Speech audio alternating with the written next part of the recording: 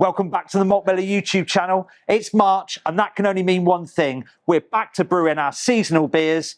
Today, we are brewing 3 different versions of Oktoberfest.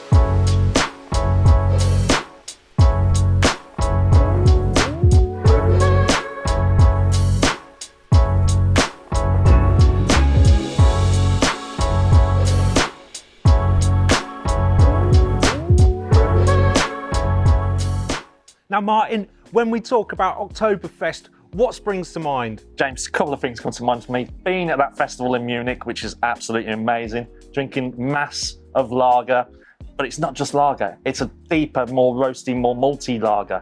What about you, Rob? What springs to mind other than Oompa bands? Fun.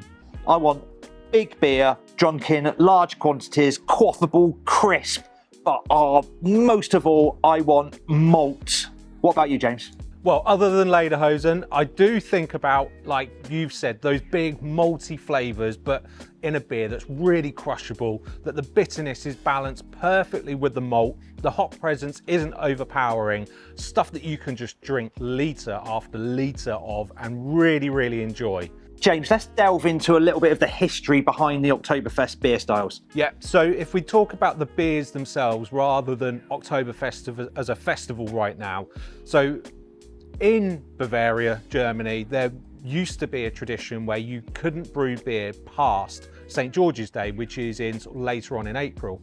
And the reason for that really was to do with the temperature control that wasn't available. Yeah. So the beers would be brewed throughout the winter months. They would then be stored in caves, surrounded by hay and ice to keep the ambient temperature low, because the yeast strains that were being used, if the temperature got too high, they'd produce off flavours. Now, we now know that that is lager yeast versus ale yeast, which can perform at higher temperatures. But the result of that extended maturation period over the spring and summer months led to beers that were incredibly harmonious, because the yeast was allowed time to really develop in that maturation process, along with the malt flavour and the hops, and really bring everything together and create beers that are, well, really a celebration of their ingredients and harmonious, so all the flavours work really, really well together. So Martin, what about the actual history of Oktoberfest? Tell us a little bit about the celebration that is of these wonderful beers. So the festival itself, we all know it's kind of, the main festival is in Munich. It was a celebration of the Crown Prince's wedding. Yeah. And that was kind of in October. It's now grown to this kind of huge global affair where you get visitors hitting Germany after they've missed it, because the festival's actually in September. Yeah. And they also have lots of smaller provincial ones as well around Germany. So it's just a fantastic thing to visit and experience. We've seen Rob go in there ourselves in his Lederhosen. It was absolutely amazing. You've got vast tents that they're like football stadium size, each one of them.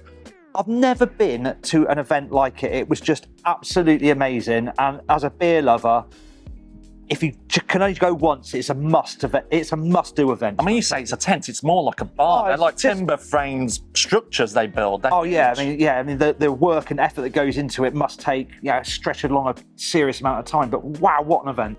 And I think, to your point, Martin, it's now celebrated all around the world as a celebration of these wonderful German-style lagers, right? Where Oktoberfestings happen everywhere. So if you're a beer lover, you don't necessarily need to travel to Munich, although, as Rob said, highly recommended. But you can enjoy these beers all around the world at that period of time and really partake in the celebration. That's why this is a really good opportunity for homebrewers. Brew that beer now, prepare for September. Have your own festival. Let's take a look at the 2 most popular beer styles that are drunk for Oktoberfest. So the first is the Märzen or Märzen, and it's a very deep amber kind of copper lager that's incredibly malty, does have a huge malt character which is delivered from the malt bill that is used, but it's also reasonably bitter for the style to remain drinkable. It's quite strong as well. It can range from sort of the low 5s all the way up to the early 6s in terms of ABV. So it's very traditional, but actually it's quite a heavy beer when you compare it to some of the other styles. Martin, what's your most popular version of the kind of Oktoberfest traditional beers? So for me, my favourite would be the Festbier, which is kind of originated after the Märzen. It's a much more easier drinking. It's much more, you could describe as a a much more malty lager. But lighter than the original style. Yeah, really easy to drink more of it, which is probably why it's proving to be more popular than the Märzen now. And crisp. Yeah, very crisp. Really crisp. Also, the Hefeweizen style is also really, really popular at Oktoberfest. Crisp and served in the big glasses, plenty of that moussey head, absolutely delicious. That'd be right up your street, right? But it's interesting because it has developed, you know, to be something where actually it's a celebration of the wider styles of beers that are brewed for the festival. And really now, like any beer festival, there's something for everybody, which is fantastic. Okay, so now we're going to talk about the beer styles that we're each going to brew today. Yeah. James, do you want to talk us through your recipe and what you're brewing? Well, I'm going for the most traditional. I'm going to be brewing a Märzen. And I'm going to be using, let's talk about the malt bill first, right? Because that's probably the most important thing here. So I'm going to be using Weimann malts throughout this because I want to keep it as traditional as possible. I'm starting with 41% Bohemian Pilsner malt. I'm then going to be using 31% of Munich 2. I've got 20% Vienna malt, and then just to sprinkle in 7% of Cara Munich 3. So I want loads of malt character in this, and I want it to be a nice, deeper amber / copper colour. So that's why I've gone for a malt bill that layers up with colour and flavour. In terms of the hops I'm going to be using, I'm going super traditional. I'm using Mistelfrühe. I've got a 50-gram charge going in at 60 minutes to drive 19 IBUs. And then I've got another addition going in at 20 minutes, which is a bit lower at 20 grams. That's going to be topping it up. So it'll be around about 25 IBUs once I'm finished. And the yeast that I'm going to be using is Y yeast Bavarian lager strain 2206. And I've got 2 packets of that. So I'm going to be giving them a really good smack, letting them, you know, do their thing throughout brew day. And then I'll be pitching both of those in. I'll be aiming to, once I've completed fermentation, which will probably take anywhere from 2 to 3 weeks, I'm then going to be transferring into a keg for that maturation process. What about you, Martin? What have you got going on? Right, so I'm doing a Festbier. Now this is a recipe I actually did last year. So I brewed it in March, drank it in September. The hardest part was actually waiting that period of time. Yeah, I guess, yeah. Like, avoidance tactics. Yeah. Right? Just pretend that keg's not there. Yeah, stick it away. Yeah. So it's a real simple recipe. It's just extra pale premium Pilsner malt from Weimann. Yeah. Small amount of Cara Pils going in there. And then hop-wise, it's going to be, again, Mittelfrau like yourself. And I'm using whole leaf. That's the only change I'm making since I brewed this last year, because of our learnings about the impact whole leaf can have on a recipe. Yeah, so that head retention yeah. kind of stuff. I just want to give that a go on here. Yeah. Yeast choice, I'm using Omega, which is their Oktoberfest yeast. And again, like yourself, I'm putting 2 packets in there. Excellent, nice, that sounds wonderful. And what are you shooting for in terms of like gravities and stuff? So the aim for this is it's going to be, yes, a very light, a very clear, crisp beer. It's going to be 4.6% though. Okay. And hopefully we're going to get some of that breadiness from the malts by doing a bit of a step mash through it as well. Oh, nice, nice, excellent. Well, actually, just jumping back to what I'm brewing. So my original gravity that I'm shooting for is 1055 with a finishing gravity at probably about 1011, 1012. So actually mine's going to be a whole percent stronger than yours, so about 5.6%. So you can already see the slight variation in the style there, right? Rob, what are you doing? Okay, so I've gone a little bit rogue and I'm drawing on my own experiences from traveling around that region. So not 100% traditional Oktoberfest. I'm going for a slightly smoked beer because going to Bamberg, around that area, has made such a massive impression on me. Well, it's no surprise to us that you're brewing a smoked beer. I just absolutely love it. Now I've dialed back the smoke slightly on this, so I'm only using 20% of the Weimann beech smoke malt in this. Yeah. The rest of the grain bill is Weimann, the Vienna malt. Oh, okay, nice. So I'm shooting for, it's not, a lot of smoked beers are on the darker side. This is copper lager. Okay, wonderful. The hops that I'm using are SARS, just a 120 gram charge right at the beginning of the 90-minute boil.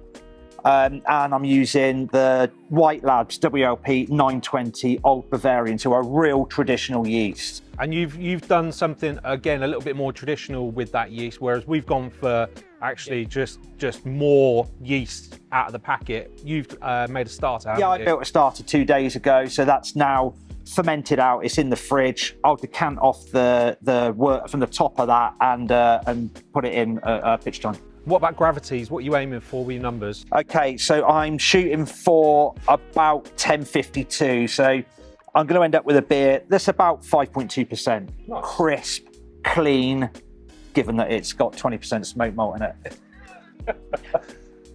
Right, and to dial up the experimentation even further, we're going to be brewing on 3 different brewing systems today. Martin, what are you brewing on? G40. I'm going to be brewing on a G30. Rob? I'm brewing on the BrewZilla Gen 4. Let's flip this around. Let's go look at the brew school and get stowed in. Right, we flip round to the other side where our brew school is. Rob, you're all set up with your ingredients, aren't you? Ready to go. You got your mash profile set up on the BrewZilla? Exactly, that's all done. Excellent. Martin, are you good to go? A good curd? Yeah, all up to temperature, water additions? Already. Excellent, so am I. Right, now it's time to dough in with this kind of 3-way Festbier challenge that we're doing.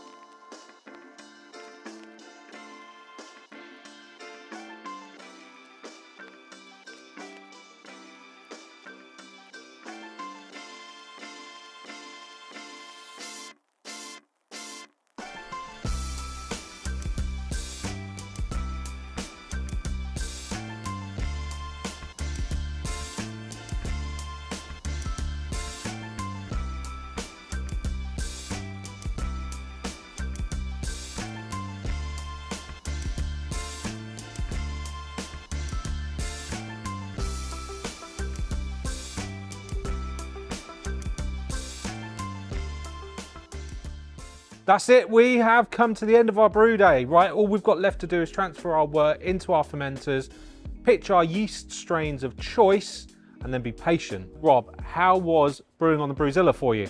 I actually really liked it. The machine, relatively simple to use. It's not quite as simple as brewing on the Grainfather. The actual interface is not quite as easy to use. I wasn't adjusting it on my phone. I found that a little bit more awkward than the Grainfather. Actually, what's come out, I'm absolutely delighted with. What, even with your boil over? Yeah, I did have a boil over. I literally took my eye off it for like 3 seconds, and bosh, it went over, and it's got the neoprene jacket on it and all sorts, which has now got hot material all over it. So you're going to have a bit of a tidy up to do. Sorry. One other thing that did happen was I had some compaction of the grain in there. Now I doughed in at 50 and did a protein rest. Yeah. And I think that doughing in at that real low temperature, I think that a lot of systems struggle actually, because it tends to go, the grain bed tends to go slightly gelatinous, and it's not a great temperature to be holding grain at. So I actually had to do what I really hate doing. I had to give it a bit of a stir, and that was actually just before the next temperature step. And So it still had plenty of time to clear down throughout the mash, didn't it? it was absolutely fine. It really didn't cause me too many issues. But I have heard that has been reported from other users, and just one of those things just to note is, yeah, if you're doing in at 50, then yeah, you might have those problems. I will add, no, I didn't use any rice hulls or any filtration aids or anything. I just wanted to do it as is. Yeah. So yeah, but apart from that, numbers have all come out great. It's done exactly what I wanted it to. How did you find that second temperature probe you were using? I think it's wonderful. It's actually really good. Being able to measure the temperature in 2 points within the vessel is absolutely ideal. For me, it actually transforms the system, and it just puts another level of control on there. I thought it was brilliant. The Grainfather system's absolutely fantastic because it comes with that the app is amazing, and the control and the calculators and the recipe building and everything else that you've got in there is absolutely amazing. And then being able to control it from your phone is fantastic.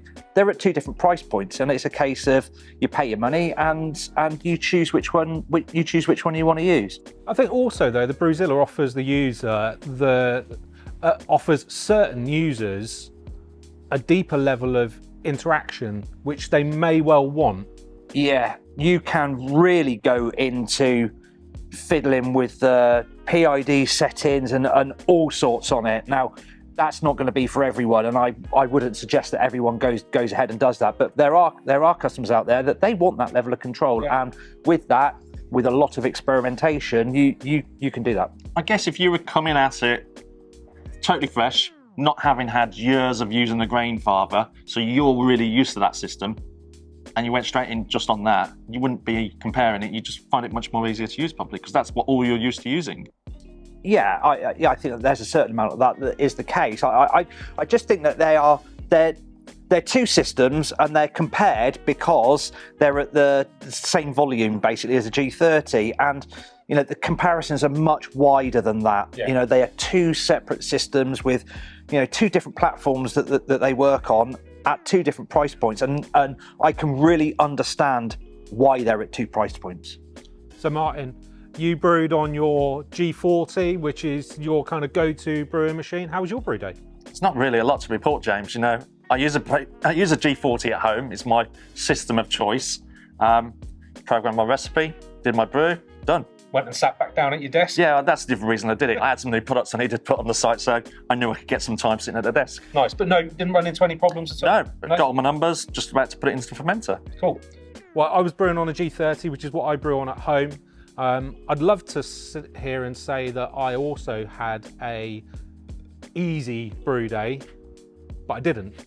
Something went awry with my numbers, and when I was pre-boil, I checked my gravity. What's going on here? I'm way short on where I expected to be. So I did my initial 40 minutes of the boil, and before I added the 20 grams of hops as the second addition, I checked the gravity again, and I was still a bit low. So actually what I did is I paused the timer, let it boil for a bit longer, continued to boil. I had noticed that I'd overshot my volume a little bit as well, so I don't know whether something went wrong with my water calculations, or the other thing that it could have been is both of you did step mashes, and I didn't. Now, I did have a reasonable amount of Bohemian Pilsner malt in there, which is less modified, so it could have been something to do with that as well. But anyway, I've managed to circumnavigate it by doing an extended boil. I've brought it back down, and I'm now bang on 1055. All I need to do now is transfer it into my fermenter as well. Bang on 1055 at the volume that you wanted. Yeah, thereabouts. Yeah. I think I'm within a litre or so of it. So yeah, more than happy with where that's come out. You resolved the problem by just doing that longer bit of the boil. Yeah. I think that the learnings from this is measurements right throughout the brew day can save you not ending up with monitoring as you go. You know, brew days are all, you're going to run into problems, right? Even if you have the most simple brew day, you're going to run into something that you might need to think through, or that you've run into before, so you instinctively know what to do. Part of being a home brewer, part of being a brewer, is being able to work around those problems. Now, for me, I might end up with a beer that's slightly darker in colour than I was expecting, but I'm not too fussed about that at this point. The colour in the kettle at the moment, before I transferred it, it's looking really nice. You know, I'm not displeased with it by any stretch of the imagination. All 3 of us have had an awesome brew day today, and we would love to hear about how you get on brewing Oktoberfest style beers. And if you want to brew one of the recipes that we've brewed today, you can find links below, and you can also find them on our website. Now, all that really remains for us to say is, if you're not already, subscribe to the channel. Make sure you hit the like button on this video and hit the bell for notifications so you can keep up to date with all of our projects here at Malt Miller HQ. And don't forget, you can also find us on Facebook, Instagram and Twitter.